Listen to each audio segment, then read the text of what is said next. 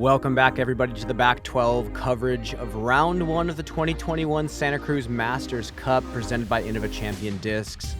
I'm Brian Earhart, joined here yet again by special co-host AJ Risley. AJ, we moved back into the Back 12 of DeLaveaga. How are you feeling? Still feeling good. I mean, the weather's still great. The card that we're watching is they're battling the course. Definitely. They're not running away with anything. They're not showing the course who's boss. But they're battling. They're battling very well, and it's pretty exciting to see how they struggle and how they excel. Yeah, DeLaveaga is one of those weird courses that can put players into a lot of uncomfortable situations. Even though it's a very par 3 heavy course, presents a very unique challenge that the players don't see too often on tour. Yeah, totally. At least compared to the past couple seasons that we've seen. And number 13 is a very unique hole. I really like the design on this. The big gap in the middle is actually one of the more technical shots the players have to throw. A lot of players are going for those smaller gaps on the outside, coming in with anhyzer or forehand to avoid having to throw something too overly technical. Let's see if Barsby goes for that outside line as well.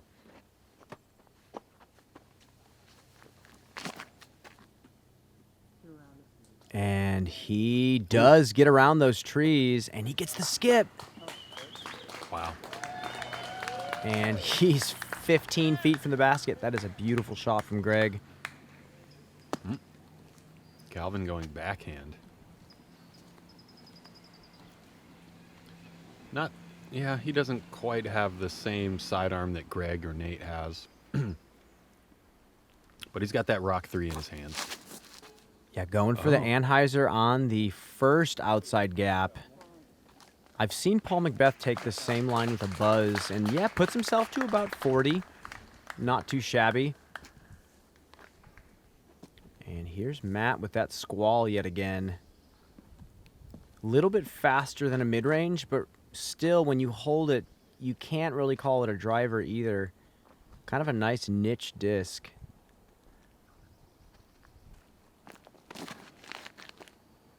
Same line as Calvin. But a little higher. This looks fantastic. Oh! Picture perfect shot from Matt. That is phenomenal. Yeah, hits the first gap dead center and then finds the gap near the basket. Nate going with sidearm. I believe this is going to be... I could see him going inside flex. I think this might be an orc, too. Oh, yeah, because he actually threw that on pure hyzer, and it's still pushed straight. I thought that was going to maybe hyzer out of bounds to the right. And he's going to be putting as well for birdie. And let's see if Calvin can keep that momentum going after that huge putt from the logo. Yeah, he's a little closer to the arc this time. Oh, Calvin. There is 3 in a row from Calvin. He is back on the horse. He has momentum. Let's see if he can keep that moving. That's 3 in a row. Yeah, circle 2 putt from a straddle when you're not usually the straddle putter. That's something else. Especially when you're almost as far away from the basket as your 3 competitors combined. That's some pressure too. And Barsby gets his 3rd birdie in a row as well. We're going to see a star birdie on this hole. That is not common. This is a very challenging hole. Beautiful play from our card here. Moving into hole number 14. Used to be a long 400-foot corridor shot. Now a short technical par 4 left side. Baskets on top of this protected hill. We're probably going to see some forehand rollers, maybe some flex sidearms. Definitely a huge change compared to where the previous hole was. Such a huge change that, yeah, the shot that used to be the main shot to throw, the main line, I haven't seen anybody throw it yet. I mean, I've only really watched a couple practice rounds and then your card yesterday. But right now, 2 for 2, or they're not going for the hyzer flip up that straight tunnel. They're going, like you said, they're going some kind of forehand flex shot. I think Calvin said it rolled without him trying to roll it. Yeah, this is a very specific flex sidearm. Matt's going to be probably going for the same thing. Little high. That might stall out early. Yeah. Actually might have helped him because that right side is actually almost impossible to get up and down from. So the fact that he hit and shot straight down is not too bad. And will we see a forehand roller from Nate? I wouldn't be surprised. He's good at those.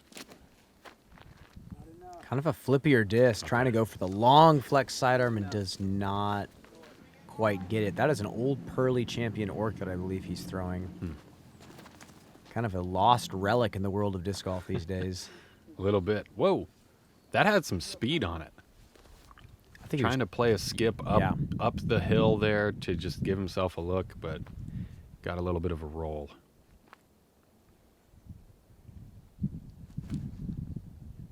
That one's got speed too. And yeah, not too bad. Just kind of throwing into the side of the hill, trusting that the dirt's going to catch it.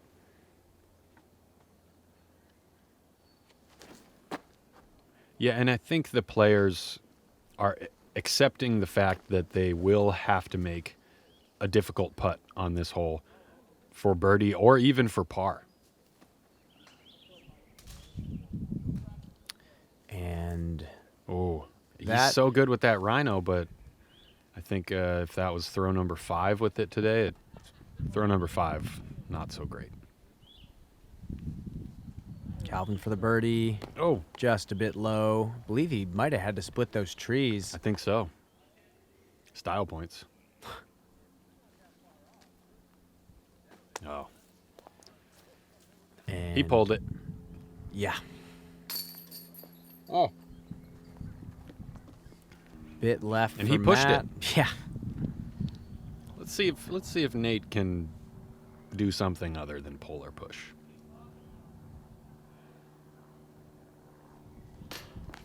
Just off the front, and he slides down the hill to the same spot and says, yep, try again.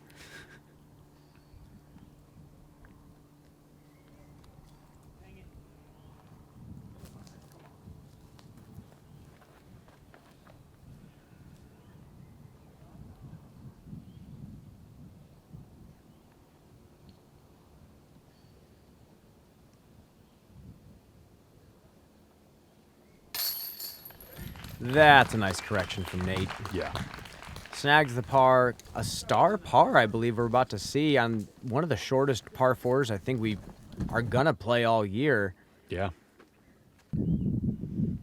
Kind of surprising, but at the same time, on a hole that's so eagleable with the right shot, you know, it's easy to bite off a little too much and put yourself outside of a spot to even get a birdie.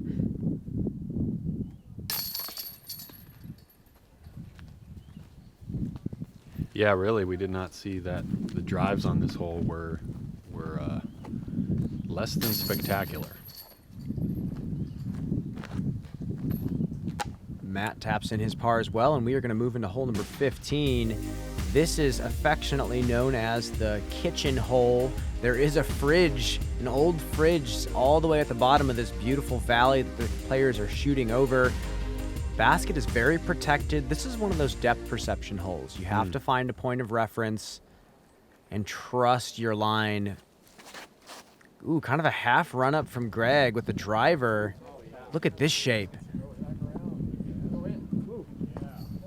No way. Yeah, wow. That is a phenomenal like shot. this It's a close to being completely really blind hole.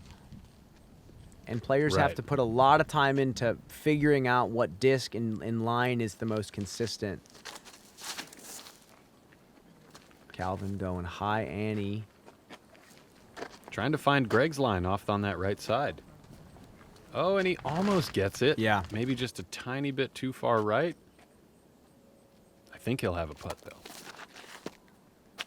And there's Matt also going with that flex line. He puts his up a little bit higher, though. Yeah, and it stalls out a little bit. I think it caught a tree. Yeah. if it wouldn't have caught a tree or if it would have been like a little bit less anhyzer, he'd just be out in the open off to the left side with not really a putt, but more of an approach. And that's a common mistake. And then this is an uncommon play, I feel. Yeah, this is hyzering into the valley, it seems. You want to kind of fall away from it. Let's actually jump back real quick to Gregg's beautiful shortened run-up driver flex. And this is just all shape, no power. Obviously, there's some behind it, but he really just kind of leans his body into the disc on this one and trusts the speed of the disc to kind of flex its way down the fairway rather than kind of muscling it down there. That is 15 years of touring experience right there. Yeah, true. Very true. Yeah, it's like he's adapting to the challenge that's right in front of him. He's not trying to throw I-5 on the kitchen hole. Exactly. He's not trying to throw a maximum distance drive. Matt Bell. Sorry, Matt, that I was talking about Gregg while you were putting. Great run from 90. Papa Nate. Oh, just right from Nate. He's really good at those spin putts, though. Like you said about the pitch putt. Oh. Ouch. Calvin again with that front rim.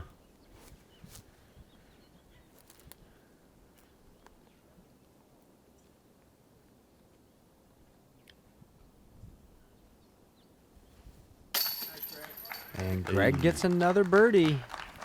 He's gotten 4 out of the last 5. Puts him to 5 under par. He's finally picking up some steam.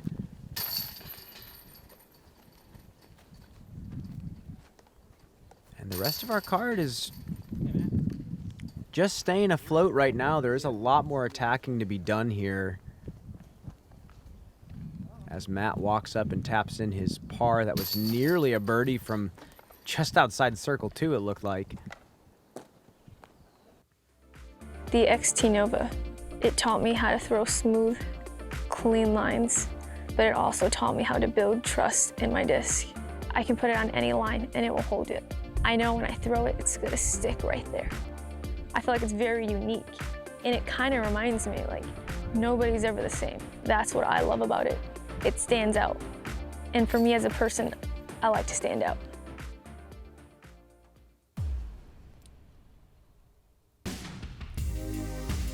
Hole 16, I-5 as it's known by the locals because there is usually a traffic jam. 615-foot par 4 through this main gap here and then over to the hard-packed dirt under more live oak trees, and then boom, there's the basket. Way pushed back this year compared to plenty of years past. So it's a legit par 4 now. Yeah, very creative second shot. Gregg's going to go with the driver and try to push it low under that canopy. And does that have enough distance? There is a big drop off on that left side. And I think he stayed up. Yeah, I think he's not quite up on top, but he's definitely not down in the dumps. And this is one you had mentioned. Thomas Gilbert was laying up a putter on this to throw the big hyzer over the top. Something Calvin could definitely do, but has pushed that destroyer just too far forward. That's going to be a very, very tough look at a birdie.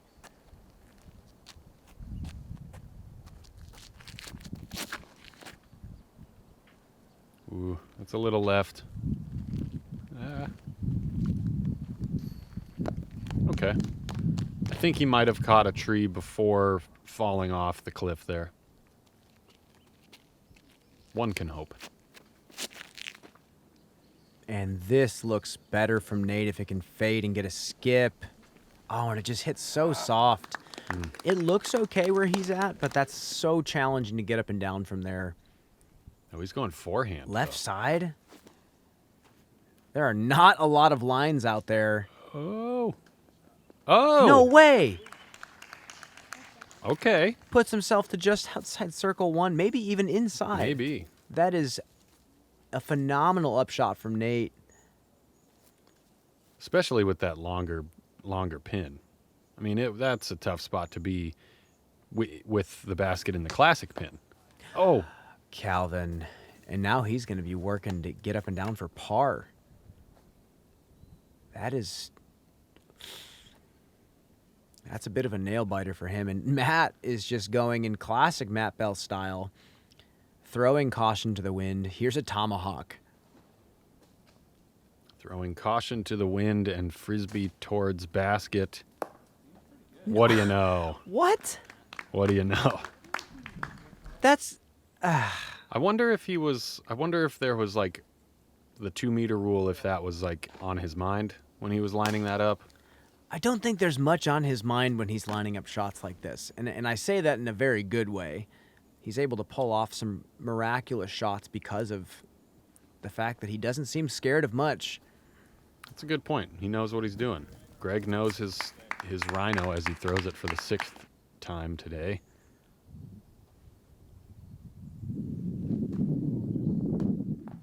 Oh. And Calvin's going to unfortunately get a bogey on this hole after the beautiful birdie. Great putt. Sexton with that is so uncommon to get a birdie from that position outside of the canopy, going left side on that slope. Masterful play. And Matt getting an even easier birdie. Masterful play. That was a masterful play. It looks like Gregg's got a little branch in his way. No problem, though. And over the branch. And that's another birdie for Gregg. Mm-hmm. Starting to look pretty darn good right now, moving into hole number 17. Yeah, he's 6 under. And 17, they have changed. This is another one of those short technical par 4s. If you want to get way up the fairway, following the drone's flight through the low gap is what you want to do. There is a high hyzer, but there is a big live oak that catches a lot of trees if you try it. These are actually much tougher par 4s than the distance gives them. Mm-hmm. Very specific shots off the tee.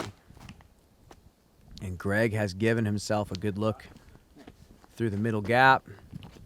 Oh, yeah. Depends on if it hit a root or not. Small gaps, technical lines. It just means that, yeah, these, it's just a different challenge on these par 4s. And Matt, I don't know if he's going with a flex sidearm or he's going with a forehand roller, but it looked like he might have been trying the roller. I did not see it. And this looks like the one he likes to throw forehand roller with as well. Up and over. Oh, yeah. This looks fantastic from Nate.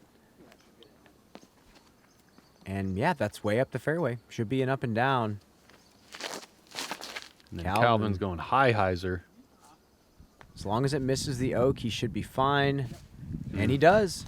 You have to have a lot of power and speed to get the disc to go that far over that tough tree. Ooh. Cool shot.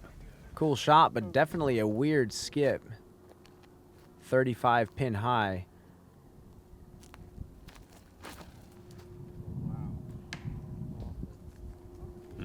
There's a misfire from Matt. Missed Looking for opportunity. gaps, and all he found was a tree. Oh! And Sexton is going to have a pretty simple 10-footer for the birdie. And Barsby got way up the fairway going with that middle gap.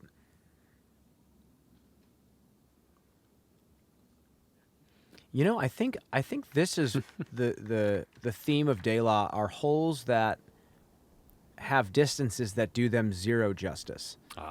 You know, 436 is reachable by most players on tour. Oh my gosh, Matt! Oh, if that didn't hit the branch, that was in.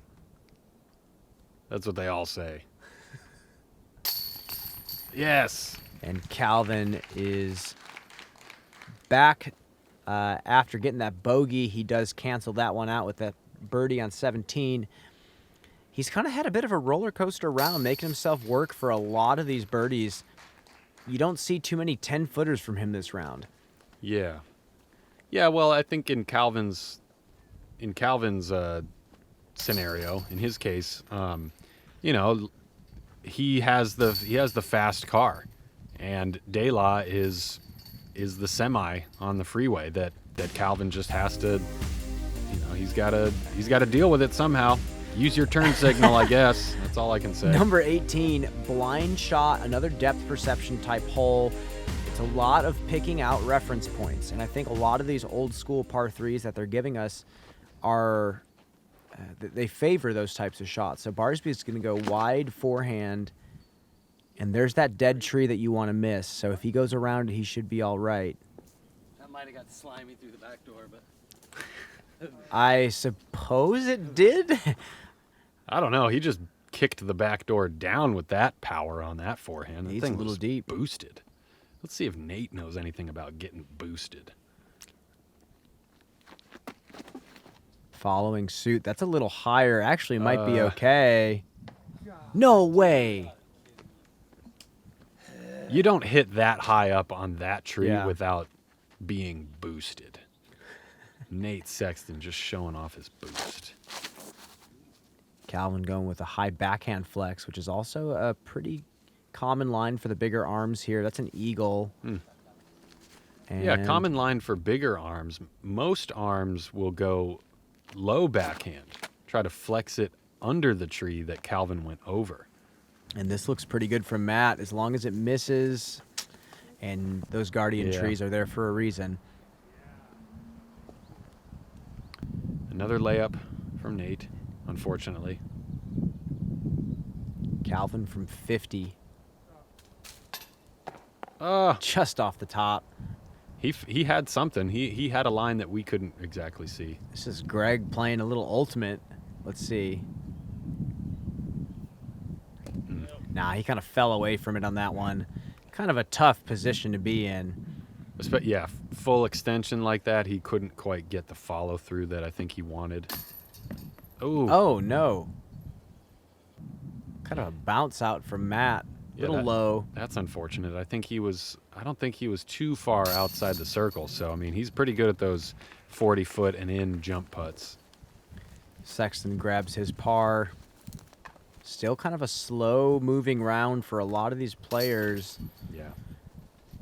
We move into a bit of a birdieable stretch after this next one. Only slow for Gregg, though, on this hole because he's been birdieing. The PDGA has ignited the passions of professional and amateur members, paving the way for generation after generation of diehard players. Disc golf isn't just your passion, it's ours too. Okay, hole 19. We're on the other side of I-5 right now, flying over Lake Maple. The biggest thing this year is those logs that we just passed. That is the biggest challenge on this hole. It's a 435-foot par 4. In today's day and age, players are looking at this for a birdie. But that big log is going to be a pretty formidable opponent. Will the player skip in front and go over? Will they have the power to air a shot over that log and then give themselves a putt? Gregg found early tree on the right. Let's see what Nate's got. I think he's just feeling boosted after Look hole at this. 18, too. This is a sidearm from Nate. Get over the log. It did. No way. That is so big. He asked it, and yes, Nate, it did clear the log.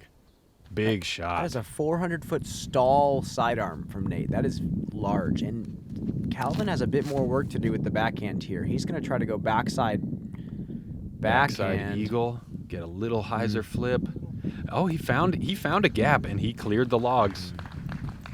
It's not as close as Nate's shot, though, so that's going to be a tough putt.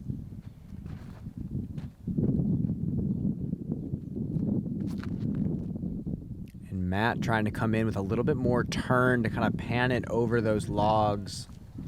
And Oh, and he split the logs. sneaky strategy. Maybe a local, bit of local knowledge there. Could be. Barsby going back to the Rhino. Oh, and skips off the log. This dude's just all about the style points. Unfortunately, on this one, the style did not outweigh the result. Or it did in that case. He is going to still be about 35 short after Calvin runs it from 50 downhill. So Gregg just outside the circle. This is a death putt.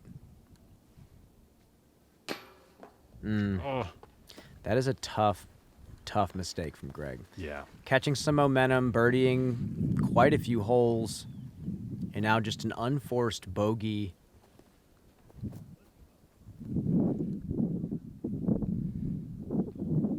Matt Yep. for birdie. Pretty much. I think Gregg was just going for a little too much off the tee. Dead center. No question from Matt. He moves to 4 under par. He's kind of having a quiet push with just a few holes left.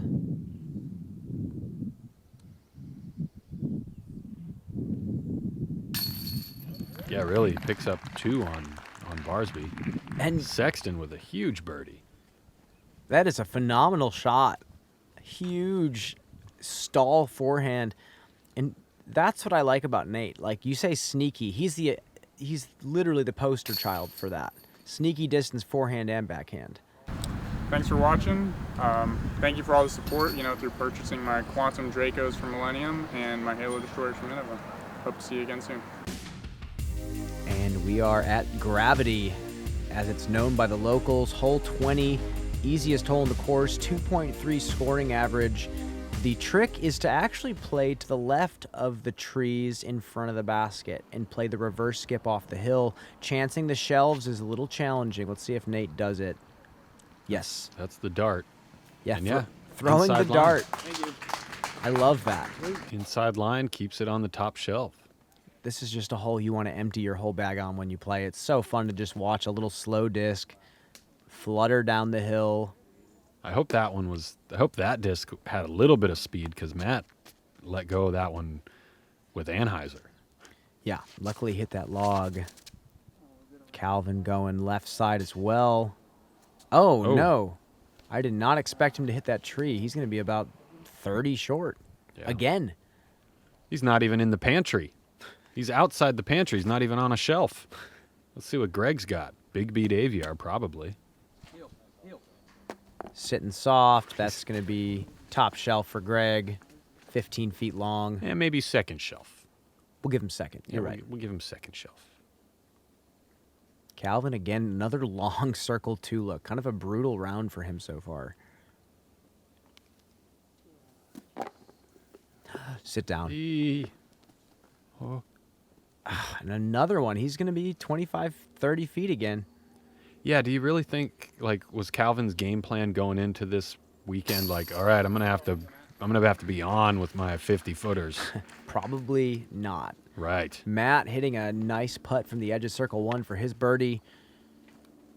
But as we've heard from Garrett Gerthy in the past, and then even at the DGPT press conference, multiple players mentioned how DeLaveaga is a very good indicator for who the favorite will be for Pro Worlds, mainly because of the importance of the putt. Yeah, The importance of the putt out here is it's just as important as the putt during the World Championships, the biggest tournament of the year.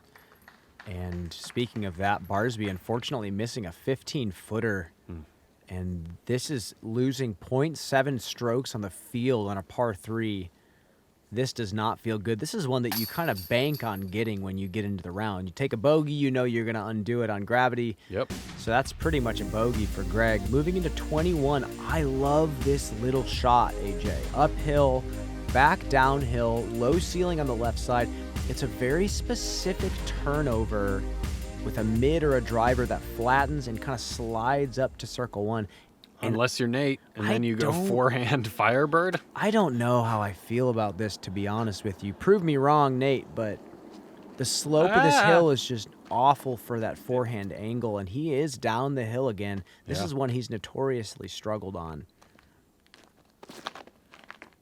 Yeah, and the cliffs are at an all-time steep on this hole. Yes. They fall just almost vertically past the basket, to the right of the basket, and then in front of the basket there's this huge tree root called the Anaconda root. Oh, Calvin looked like he was going for inside line. Maybe he was going for the second one and just kind of hugged it a little too tight, caught a tree. He'll have to deal with that Anaconda root just to get a par. And this looks good from Gregg. Yeah. Oh, no, still short. Okay. And that's what makes it tough. You kind of have to turn it, but you also have to get it to move forward. And Calvin getting a nice, fortunate push off that tree.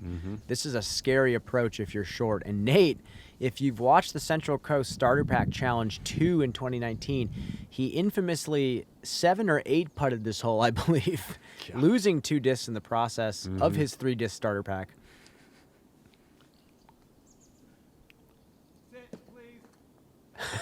And he knows. He remembers the horrible fate.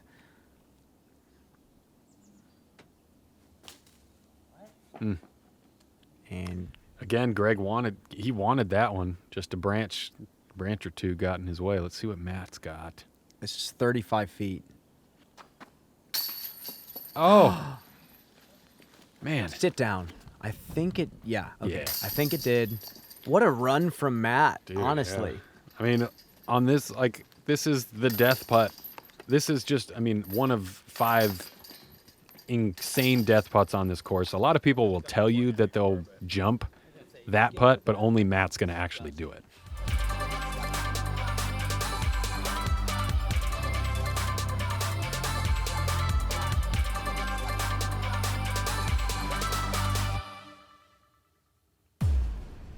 And much like his jerky, Garrett Gurthey is the perfect combination of sweet and savory. Moving into hole 22, of course. 324-foot par 3. We've got, again, halfway down the fairway, another big gap to hit. OB road on the left. Right side falls off. There's just bushes, probably some poison oak. Oh, look at this super flippy disc. Oh, Just no. hits the top of the root system of that tree that used to frame the fairway. Since Right. it fell, the roots just conveniently stood in the same spot that the tree did, framing the hole yet again. Just a nice straight hallway that falls off to the left. And this looks good. I think Matt threw a squall again. Okay. Yeah, puts himself to just outside circle 1, it looks like. Calvin going rock.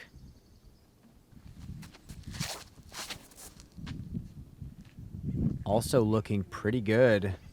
Looks good, yeah. Oh, finds a way. Safe. Just off the asphalt, hitting the side, staying in. I actually think this... Oh, that's got to looks keep good. coming. No. The trajectory looked good. I Yeah. guess it was just a little soft. But let's see, he's pulling out the Rhino again for like the 9th time this round. I might have missed a couple. And Oh, no. Where did that go? And honestly, there's another misfire with that disc. He's having a fantastic Ouch. round. He's just a few upshots away from a spectacular round. Yeah, I think it just feels like those unforced errors that they speak about in tennis and in traditional golf as well. So we might as well start using it too. But that unforced error, I mean, Gregg's second shot, he wasn't really like in a terrible location. He wasn't like trying to straddle around anything. Great putt by Nate to save par. But yeah, that just hitting a tree and having to throw a second approach, that's going to be a bogey for Gregg. And he's going to lose 2 strokes again to Matt Bell. Yeah, moving to 6 under par. Again, kind of a quiet march for Matt. There's 2 holes left. Calvin also has enough room to put together a solid round, even with the start that he had. Mm-hmm. Yeah, which is, I mean, and yeah, so all these guys, they're playing well. They're under par. We know that they have the potential to play better, and we know that because we're seeing a few of these unforced errors. Yeah. A few of these putts from Sexton where he's got a layup. Mm-hmm. And then, yeah, I mean, a few cages from Calvin. So the next 2 rounds, that's going to be fun to watch. And this is hole 23. We're walking across the street, 315 feet uphill. What you can see from this shot here that the players are in the shade. And really what you might be able to see here is, how right off the bat, there's this low ceiling, these branches that hang down and kind of limit how high the player can throw, at least mentally. Mm-hmm. And that's really the play on this hole, is to throw up and over those live oaks and crash and give yourself a circle 1 putt. And as Matt puts his to a decent spot, Calvin also looks pretty good. And that might be a red zone for him. He might have to unfortunately lay that one up. Yeah. Unless he wants to go lefty forehand. Unfortunate placement for him. Nate's looking pretty good with this hyzer. Hey. And he did kind of make it. Yeah, he cleared it. He's in that bowl, so he'll have an uphill putt, hopefully not obstructed. This one looks nice. Going wide. Oh, yeah. Oh, yeah. Great shot. Big distance. Yeah, and that's unfortunate from where Calvin went, but you know he missed his line by a little bit. Mm-hmm. Sexton grabs the birdie as well. This is great from Nate. He is just slowly climbing back. Kind of been seeing that from our entire card. Some rust early and then some decent scoring coming back at the end. Mm-hmm. Barsby gets with his. it. Yeah. It's kind of the name of the game this week. We have 3 24-hole rounds on par 3 heavy courses. Oh, that's funny. Then that makes it the same amount of holes as a 4-round 18-hole or 4-round 18-hole round tournament. Huh. And here we are, the last hole of the day. It's hole 24, 366. As you've said before, AJ, this hole is really deceiving. Mm-hmm. Yeah, deceiving because it's 366 feet, which is reachable. It's downhill, which makes it even more reachable, or at least seem more reachable. But then there's a crosswind or a headwind, and then there's OB past the basket. And you've just been playing 23 holes on the DeLaveaga Disc Golf Course, trekking up and down cliffs. So take all that into consideration, and I think that is what explains the fact that we see a lot of players end up in Circle 2 on this relatively easy-looking hole for DeLaveaga. I mean, leave a comment below, like, do you think that hole 24 looks easy? Yes or no? Yeah, I mean, and 2 shots really not. I mean, Sexton's in the circle, but still in that pine tree. Yeah. Matt is going to be inside Circle 2. Barsby, I believe, is going to be just outside Circle 1 short. Just barely. And Calvin's also opting for the forehand. There must be some wind that's saying no to the backhand straight. Yeah, I think it almost looks like it's coming from the player's right-hand side. So that means with this forehand, as the disc fades out, the wind is just going to push it down towards the ground. And here's Matt for 8 under par. Another jumper from his sweet spot. Yep. Wow. He knew it right away. Just he's such a fun player to watch, approaches the game in such a unique way, and it's almost weird to see these hit so consistently. It's just beautiful to watch. Great round from Matt, saving an 8 under par. He is in the hunt.